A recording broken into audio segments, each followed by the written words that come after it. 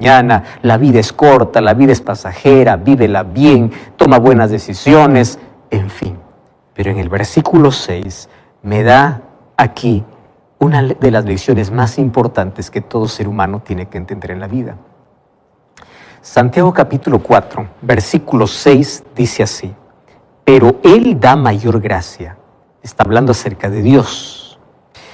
Por esto dice, Dios resiste a los soberbios y da gracia a los humildes. Aquí me encanta la contraposición que hace entre estas dos palabras. Primero, resistencia, y lo segundo es la dadivosidad. Dios resiste a los soberbios, pero Él sobreabunda en gracia a aquellos que son humildes. Dos palabras antónimas, y estas dos palabras pueden significar la victoria o la derrota en todo ser humano. O eres soberbio o eres humilde. No hay término medio, no es que camino entre la soberbia y la humildad. No, o eres soberbio o eres humilde. Jesús lo dijo de otra manera. Mira lo que dice el libro de Lucas capítulo 18, versículo 14. Lucas capítulo 18, versículo 14. Ahora es Jesús hablando y Él dice así. Mira lo que dice este texto, 18:14. Os digo, hablando de la parábola del fariseo y el publicano, que uno se fue y se justificó y dijo, Señor, yo hago buenas obras, yo hago esto y lo otro, y comenzó a menospreciar al otro. Versículo 14 dice, os digo que este descendió a su casa justificado, hablando del publicano, antes que el otro, porque aquel que se enaltece será humillado, pero aquel que se humilla será enaltecido. Otra vez aquí, en contraposición, aquel que se engrandece bajará y aquel que está abajo subirá. Eso es lo que está diciendo Jesús. Ahora Santiago dice, Él resiste a los soberbios y da gracia a los humildes. ¿Sabes qué? Existe una polilla que es capaz de poder carcomer y destruir la madera más dura. Se llama comején. Yo no sé si tú alguna vez viste esto, puedes buscarlo en internet si no conoces. Esto es una polilla, es una plaga para la madera. Las casas que se construyen especialmente en el campo pueden tener una madera firme para que pueda sostener parte del techo. Pero esa madera tiene que ser protegida, tiene que ser cuidada. ¿Y cuidada de qué? De este animalito. Si tú lo ves, es tan pequeño. Es insignificante. Uno puede decir, ¿cómo es posible que algo tan pequeño pueda destruir algo tan fuerte? El asunto es que él comienza a carcomer de adentro para afuera. Entonces, la madera tan fuerte puede ser destruida porque comienza adentro. Y si tú no lo destruyes a tiempo, acaba destruyendo. Lo mismo ocurre en nuestra vida. Tú puedes ser una persona generosa, virtuosa, talentosa, con capacidades, pero si tú no te libras de ese comején, de ese veneno llamado orgullo, de adentro para afuera va a carcomer. ¿Y cuál es el antídoto para el orgullo? Es la humildad. Y cuando hablamos de humildad, nosotros tenemos diversos conceptos sobre humildad. Es triste ver porque hoy a la humildad se le ha confundido con cosas que no son. Por ejemplo, hay personas que dicen, ves, aquella persona es pobrecita, es humilde. No, porque nosotros hemos confundido que la humildad tiene que ver con situación económica. No todo aquel que es pobre es humilde, quiero que entiendas. Yo conozco pobres tan orgullosos y ricos tan humildes. Entonces no podemos confundir la humildad con una situación económica. No es que porque es pobre es humilde, no es porque no tiene una buena casa, vive en una casa humilde. No, la humildad tiene que ver con otra cosa. Otros allí asocian la humildad con la baja autoestima. Personas que no miran al rostro, personas que son tímidas, otras incluso con el temperamento pueden allí decir, mira qué humildecito, aquel que anda medio agachado, de hombros caídos, aquel que no levanta la cabeza, es humilde. No, eso no es humildad. Humildad tiene que ver con reconocer que necesito de Dios cada momento de mi vida. Entiéndeme aquí. Humildad no tiene que ver con situación económica, no tiene que ver con la manera en que caminas, No, humildad tiene que ver con una actitud. Y todo comienza cuando tú reconoces que necesitas de Dios. Entonces, la persona que vive independiente de Dios, la persona que no reconoce su necesidad de Dios, es orgullosa, porque allí comienza el problema humano. El problema del orgullo comienza allí, de no reconocer a alguien omnipotente, a alguien superior, a alguien a quien correr. El no reconocer a Dios y no tener a Dios en mi vida ya me hace orgulloso. No importa cómo camino, no importa mi situación económica, ya me hace orgulloso. Entonces yo aquí puedo resumir la palabra orgullo con la palabra independencia de Dios. Y mira lo que sucede. Cuando el ser humano no se entrega a Dios, no confía en Dios, ¿dónde comienza a confiar? En sus capacidades, en sus habilidades, en sus destrezas, en las cosas que conquista o que gane en la vida, que logre en la vida. Y llega un momento de decir que, bueno, no necesita de nada, no necesita ayuda, no necesita de Dios, vive lejos de Dios. Entonces el orgullo tiene que ver con la independencia de Dios. Por eso es que el orgullo es tan ofensivo. Y en la Biblia es uno de los pecados más condenados junto con la idolatría. Mira lo que sucede con una persona orgullosa. Salmos capítulo 10. Salmos capítulo 10, versículo 4. Ese texto es impresionante para poder hablar de lo que realmente es el orgullo. Salmos 10:4 dice así: el malo, por la altivez de su rostro, no busca a Dios. Préstame atención. ¿Qué cosa es lo que le impide buscar a Dios? La altivez. ¿Qué cosa es altivez? El orgullo. Entonces aquí el perverso, el malo, no es aquel que mata, aquel que adultera. Claro que todo lo que estoy mencionando es pecado, ¿correcto? No está aquí colocando el malo como aquel que miente, hace daño. Y lo que estoy diciendo, claro que es pecado. Aquí malo simplemente es aquel que no busca a Dios. ¿Y ya te diste cuenta que nosotros estamos listos para poder apuntar a todos por sus pecados y etiquetar a las personas? Cuando nos acordamos de alguien, más nos recordamos por su pecado que por su nombre. Y eso es un asunto diabólico. Porque Dios, por más que tú seas pecador, nunca te llama por tu pecado, te llama por tu nombre. Pero Satanás siempre te va a recordar tu pecado para alejarte más de Dios. Y los seres humanos hemos aprendido esa manía, esa mala costumbre de poder etiquetar a las personas. Allí va el estafador, allí va el ladrón, allí va el mentiroso, allí va el adúltero, allí va esto, ahí va el otro, allí. Muy bien. Nosotros estamos apuntando. Ahora la pregunta es, ¿alguna vez a alguien se le condenó por ser orgulloso? Parece que el orgullo es una palabra que está de moda. Y nos divertimos. ¡Qué orgullo que siento! Me siento orgulloso. Tú no sabes que el orgullo convirtió ángeles en demonios y cerró las puertas del cielo. ¿Me estás entendiendo? El orgullo convirtió ángeles en demonios. Mira lo que dice Isaías capítulo 14. Isaías capítulo 14, versículo 12 hasta el versículo 14. Este es un texto extraordinario. Isaías capítulo 14, versículo 12 hasta el versículo 14. Dice así: ¿cómo caíste del cielo, oh lucero, hijo de la mañana? Cortado fuiste por tierra tú que debilitabas a las naciones. Tú que decías en tu corazón, subiré al cielo, junto a las estrellas de Dios levantaré mi trono. En el monte del testimonio me sentaré, sobre las alturas subiré, seré semejante al Altísimo, mas tú serás derribado hasta el Seol. ¡Wow! ¡Qué fuerte! ¿De quién está hablando aquí? Esta es la experiencia, la historia de Lucifer. Entonces, el orgullo, de una manera misteriosa, entró en el corazón de un ser perfecto, de Lucifer. Y fue el orgullo que le llevó a independizarse de Dios para ensalzarse o enaltecerse a sí mismo a tal punto de reclamar la adoración que era exclusivo para Dios. Entonces, mucho cuidado con este asunto. El orgullo es un veneno que contamina, que hace daño, que inmoviliza, que lastima, que paraliza, que mata, que hace perder la salvación. Solo que, claro, el orgullo viene disfrazado de diferentes maneras.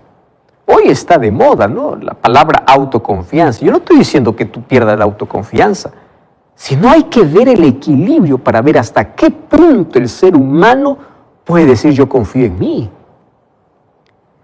A veces viene disfrazado de aquel momento de alegría diciendo todo esto logré por mi esfuerzo, por mi sudor. Yo ya vi muchos rótulos, muchas cosas allí, especialmente en los negocios o cuando viajan, allí vemos stickers incluso en los autos. Esto es fruto de mi trabajo.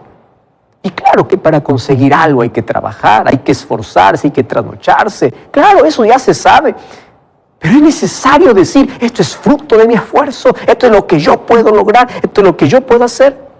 Fíjate cómo la Biblia presenta una advertencia para esas personas que siempre sacan a relucir que lo que tienen es fruto de su trabajo. Mira lo que dice el libro de Deuteronomio capítulo 8. Esta es una de las advertencias más fuertes que encontramos aquí. Deuteronomio capítulo 8, versículo 11 hasta el versículo 20. Deuteronomio 8, 11 al 20. Mira cómo comienza el texto. Y el texto comienza así, diciendo, cuídate. Es una advertencia, cuídate de no olvidarte de Jehová tu Dios. Porque el ser humano a menudo se olvida de dónde viene todo para cumplir sus mandamientos, sus decretos, sus estatutos. No suceda que comas, te sacies, edifiques buenas casas donde vivas, que tus vacas aumenten, que tu plata y tu oro se multiplique y que todo lo que tuvieres aumente. Y versículo 14 dice, y se enorgullezca tu corazón y te olvides de Jehová tu Dios. ¿Tú estás entendiendo aquí este texto? Cuídate, que se enorgullezca tu corazón, te olvides que fue Dios quien te libertó, es Dios quien te sacó de Egipto, Él te hizo caminar por un desierto grande, espantoso, lleno de serpientes, de escorpiones, de sed donde no había agua, y Él te sacó agua de la roca, Él te sustentó con maná en el desierto, Él dio comida que tus padres no han conocido. No digas en tu corazón, mi poder, mi fuerza, mi mano me ha traído tal riqueza. Este versículo 17 realmente es extraordinario. No digas, este es el resultado de mi fuerza. ¿Quién te dio la vida? ¿Quién te dio el aire? ¿Quién te dio la salud? Cuídate de no olvidarte de Jehová tu Dios. Nuevamente volvemos al concepto. ¿Qué es el orgullo? El orgullo es la independencia de Dios. El ser humano cree que ya puede solo, donde el ser humano cree que ya no necesita de Dios. Y aquí presenta que las riquezas y la comodidad representan uno de los mayores peligros, porque puede llevarnos a pensar que tenemos todo y que no necesitamos de nada. Por eso tú ya te diste cuenta que las personas que pasan por más necesidad son las que buscan a Dios. Y a veces Dios tiene que permitir en nuestra vida situaciones así donde perdemos todo y donde lo único que nos quede sea Dios para reconocer quién es Él. Porque cuando tenemos todo, no agradecemos, nos quejamos de todo. Cuando tenemos todo, el ser humano vive tan cómodo y se independiza, piensa que todo lo que tiene es por él mismo, por su fuerza, por su esfuerzo, por su destreza, por su inteligencia, y se olvida de dónde viene todo eso.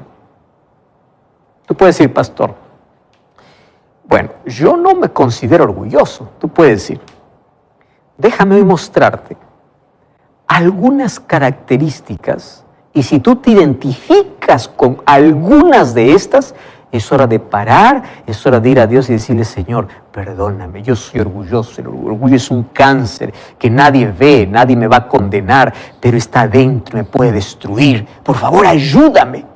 Mira, te voy a mostrar algunas características. Primera característica, el orgulloso se enfoca en ver solamente lo malo de la otra persona. ¿Conoces personas así? Solamente está listo para ver defectos, pero es ciego para ver sus propios errores. Por eso es que se cree superior. Tú ya viste personas que están listos allí para apuntar solo los defectos de los demás. No ven el defecto suyo. ¿Quién les colocó de jueces? El orgullo. Claro, uno se siente tan bien y tan perfecto que es capaz de condenar en lugar de orar, en lugar de ayudar, en lugar de interceder por otra persona, en lugar de cuidar de la otra persona y decirle con amor que cambie. No, ahí están para juzgar. Y cuando tú juzgas, tú estás diciendo yo soy superior, yo soy mejor. Y tú puedes condenar pecados públicos, pero Dios ve los pecados secretos que tienes. Y el orgullo hace eso, que las personas puedan ver siempre defectos y problemas en los demás, menos en ellos. Una segunda característica. ¿Sabes que una persona orgullosa le gusta mantener su ego intacto? Entonces, si ven a alguien que tiene mejores cualidades que él o que ella, lo alejan. Hacen todo lo posible para alejarlo, porque ahí está la competencia, ¿verdad? Entonces, si hay alguien que esté mejor que... No, mejor lo mantengo lejos. O yo me alejo o lo alejo. Orgullo, una tercera característica. Siempre están hablando de sus mayores logros en todo momento. Aunque no le pregunten. Siempre está hablando, yo hice, como que cada vez que dice yo hice, se va inflando, y es como un globo que se va inflando. Y la gente allí dice, wow, impresionante, y algunos alimentan el ego, el orgullo, claro, es que tú eres así, es que tú, querido. Otra característica, nunca están dispuestos a pedir ayuda, aun cuando lo necesitan, porque creen que solo pueden. ¿Tú sabes que todos los seres humanos lo necesitamos? Si tú dices yo no necesito de nadie, hay que evaluar un asunto interno. Otra característica, no están dispuestos a admitir que se equivocan. Y si alguien le dice que se equivocó, él no dice sí, me equivoqué. Siempre va a estar buscando culpables. Eso sucedió por culpa de. Nunca admite un error. ¿Te das cuenta que todo esto tiene relación con este cáncer que se llama orgullo? Otra característica es que esas personas disfrutan del fracaso de los demás. Yo no sé si tú conoces a alguien que se alegra más bien cuando alguien cae. Porque él quiere ver que todos caigan y él siempre estar arriba, él siempre estar mejor. Y cuando alguien consigue algo en la vida, en lugar de alegrarse, se entristece. ¿Por qué no te alegras con el éxito del otro? Otra característica es que él cree que todo lo sabe y piensa que él no puede aprender de nadie.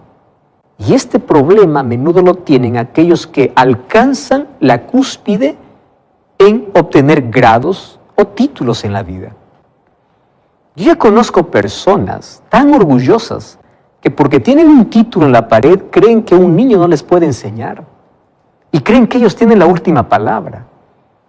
Creen que ellos ya tienen todo el conocimiento que cuando escuchan a alguien dicen, no, ¿para qué lo voy a escuchar? Yo ya sé. O cuando se sientan comienzan a juzgar a la persona. Querido, cuando alguien se coloque delante de ti con la palabra de Dios, no importa si ni siquiera tuvo educación, es la palabra de Dios que se va a abrir. Es Dios quien va a hablar, es Dios quien va a usar como instrumento. Entonces hay personas que porque tienen grados, tienen títulos, han logrado muchas cosas en la vida, piensan que no pueden aprender. Todos los seres humanos comenzamos a morir cuando dejamos de aprender. Y el aprendizaje no esperes de personas brillantes. Todos los días se aprende, los niños nos tienen que enseñar, los animales nos tienen que enseñar, las personas más simples, más sencillas, nos tienen algo que enseñar. Cuando tú dejas de aprender, tienes que reconsiderar que el orgullo puede estar dominando tu vida. Otra característica del orgullo es que él no está dispuesto nunca a perdonar ni a pedir perdón. Claro, porque no es humilde para reconocer que se equivocó, él cree que es perfecto. Otra característica es que él quiere siempre que su palabra sea la última. Aquí mi palabra prevalece y van a hacer todo. Si alguien aparece con una mejor idea, no, lo minimiza. Si alguien aparece con alguna otra cosa, no, dice, hacen prevalecer su palabra. Otra característica es que minimiza sus errores y engrandece sus logros. Porque cree que él no tiene defectos. Entonces yo te pregunto, ¿conoces a alguien así? O mejor, ¿ya te identificaste con algunas de estas características? Uno puede decir, no, yo no soy orgulloso. El orgullo no tiene que ver conmigo. Pero cuando uno comience a evaluar aquellas características, se va a dar cuenta que más de una vez uno ha caído en alguna trampa. Por eso mira cómo Jesús presenta a aquellos que siempre están buscándole a Él, reconociendo su necesidad. Mateo capítulo 5, versículo 3 dice así: felices los pobres en espíritu. Felices los pobres. ¿Quién es un pobre de espíritu? Aquel que reconoce su necesidad constante de Dios. Romanos capítulo 12, versículo 3 dice: nadie tenga que sobrevalorarse. Hay que tener un equilibrio, porque cuando tú te crees superior a los demás por las cosas que lograste en la vida, comienzas a maltratar al prójimo, comienzas a mirarlo, a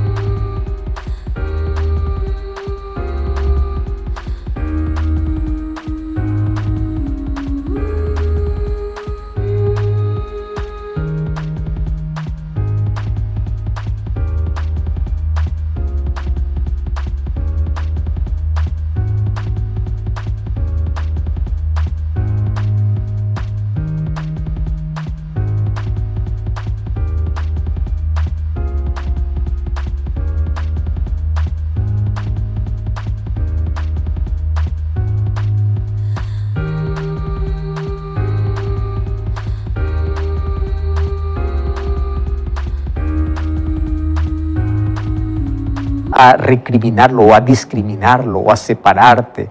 Comienzas a creer que tú eres mejor y no es así. Quiero que sepas que tú y yo somos igual de pecadores.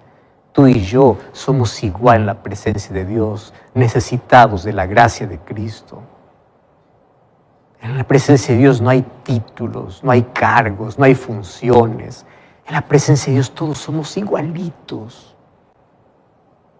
Entonces baja del pedestal, ama a los demás, acéptalos con sus errores, ayuda a tu hermano, no lo critiques, no lo discrimines, no lo hundas, porque tú estás en la misma condición. Eso es humildad. ¿Sabes qué? El orgullo o la autosuficiencia es una falsa grandeza, donde el ser humano se cree superior a los demás. Comienza a subestimar los méritos de los demás. Yo considero que la soberbia o el orgullo no es una grandeza, sino es una hinchazón. Y quiero que sepas que aquello que se hincha parece grande, pero en realidad se trata de una enfermedad. El orgullo es un cáncer, es el cáncer del alma. El orgullo es lo primero que nosotros nos ponemos y lo último que nos sacamos en la vida. Lamentablemente nuestra naturaleza corrupta por el pecado ya viene con esa tendencia y el ser humano, en lugar de sacarse, lo protege. Una de las cosas que hace el orgullo es que el orgullo protege aquello que Dios quiere destruir y fortalece aquello que Dios quiere debilitar. El orgullo vivifica, da vida a aquello que Dios quiere hacer morir.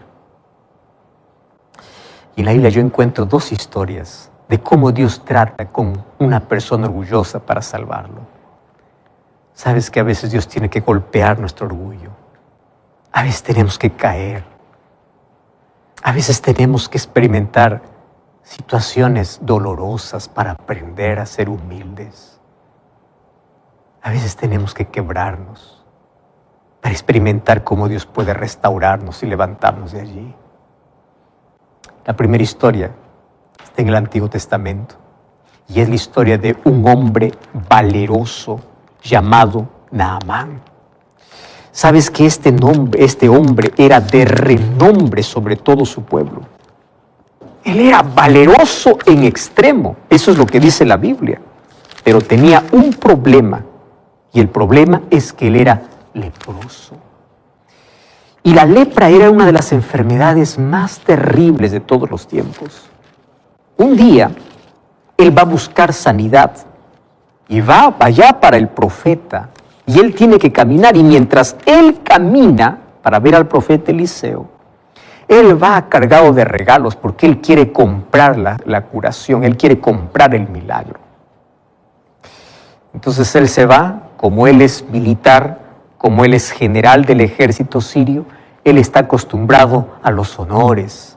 Él está acostumbrado a que la gente vaya, le reciba, le abrace, le aplauda. Él está acostumbrado a los honores, él está acostumbrado a los títulos, él está acostumbrado a las largas presentaciones, él está acostumbrado a todo aquello. Resulta que cuando llega para Eliseo, Eliseo ni siquiera la atiende. Eliseo manda a su criado y le dice: anda, dile a ese hombre que vaya a zambullirse 7 veces en el río Jordán. Eso es todo. Ni siquiera le recibió el profeta. ¿Tú te imaginas cómo fue herido el orgullo de Naamán? Él estaba esperando grandiosidad. Viene el general del ejército sirio. Esa historia está en el libro de Segunda de Reyes, capítulo 5. Tú puedes leer toda la historia. Entonces allí, él muy molesto, coge todos sus regalos y él quiere volverse a su tierra porque su orgullo fue herido. Pero mientras él volvía muy furioso, uno de sus acompañantes le dice: Señor, hemos caminado tanto para que te vuelvas así, ¿qué te cuesta obedecer? Él dice: no, es que ¿cómo va a mandar el río Jordán? El río Jordán es sucio, yo tengo mejores ríos. Eso es el orgullo. Pues no, el orgulloso es así. Yo sé que es mejor, a mí qué me importa lo que el otro diga. Pero era Dios quien estaba mandando por el profeta, porque Dios, antes de curar su piel, quería curar su corazón. Y quiero que entiendas, a veces Dios quiere primero curar las heridas internas, el cáncer interno, aquel que carcome el alma. Y uno de esos cánceres que carcome el alma se llama orgullo. Y Dios quiere arrancar, y para arrancar, para hacer esa cirugía, a veces tiene que doler. Entonces Naamán, allí resignado, él dijo: bueno, está bien, obedeceré. Se fue al río Jordán. Y ahí estuvo primera, segunda, tercera, cuarta, quinta, sexta. No había resultado, pero eran 7 veces, él tenía que obedecer. Y dice el texto que cuando él se zambulló la 7ª vez y se levantó, su carne, su piel era como de un niño. ¡Wow! ¡Qué extraordinario! ¿Qué cosa es lo que Dios quiere curar? Antes de que Dios pueda hacer un milagro para poder curarte del dolor que tienes, de la enfermedad que tienes, Dios quiere curar tu corazón. Dios quiere curarte del orgullo que te destruye. Dios quiere curarte de la autosuficiencia, de la altivez de espíritu. Dios quiere curarte del egoísmo. Dios quiere curarte de la independencia que tienes de Él. Dios primero quiere curarte aquello que te va a destruir eternamente. Así es como Dios curó a Naamán. Primero interno y luego externo. Así son los milagros de Dios completos. Quién sabe, tú estás orando por una restauración física y todavía no llega porque Dios está intentando curar tu corazón. Dios está intentando decirte: yo quiero que tú aprendas a depender de mí. Hace tiempo estás lejos. Tú apenas quieres un milagro. ¿Un milagro para qué? ¿Para que te sanes y luego sigas huyendo de mí? ¿O realmente quieres vivir conmigo? Y hay una segunda historia que está en Daniel capítulo 4. Esta es la historia de Nabucodonosor. Nabucodonosor, el rey que hizo que Babilonia fuese el imperio más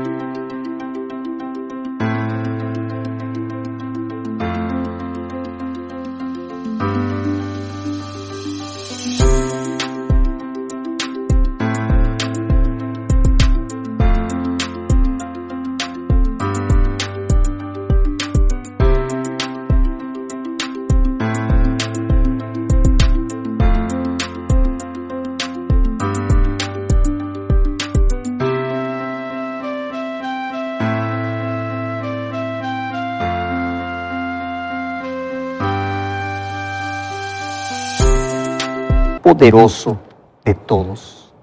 No existió ni existirá un imperio humano más poderoso que Babilonia.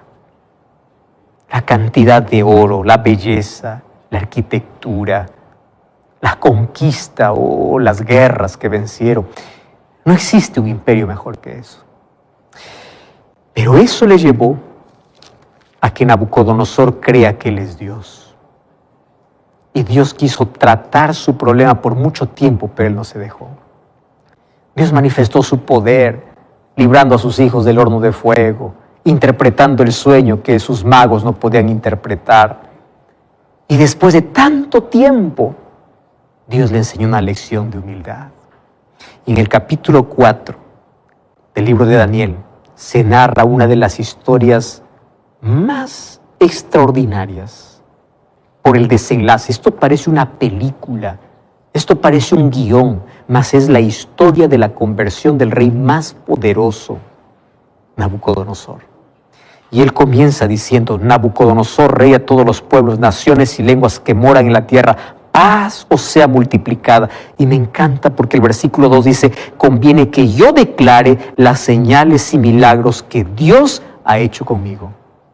¿En qué momento Nabucodonosor reconoce que Dios hizo un milagro en su vida? ¿En qué momento él se queda maravillado? No porque él vio descender fuego del cielo, no porque él vio salir agua de una roca, no porque él vio una cosa extraordinaria. Cuando él dice señales y milagros, era lo que Dios hizo en su vida, lo que Dios hizo en su corazón. ¿Qué cosa es lo que sucedió? Un día él tuvo un sueño, solo que esta vez él sí se acordaba del sueño. Y como siempre llama a todos sus astrólogos, magos, etcétera, etcétera. Recordemos que en el capítulo 2 de Daniel, él no se acuerda del sueño, pero en el capítulo 4 él sí se acuerda del sueño. Y esta vez se presenta Daniel, el profeta de Dios. Y él dice: yo soñé un árbol grande, las aves del cielo venían, las bestias del campo estaban allí, hasta que escuché una voz que se dijo: corten el árbol.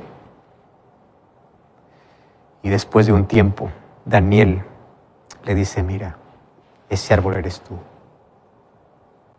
Tú vas a tener que ser cortado para que realmente reconozcas si tu corazón se ha cambiado.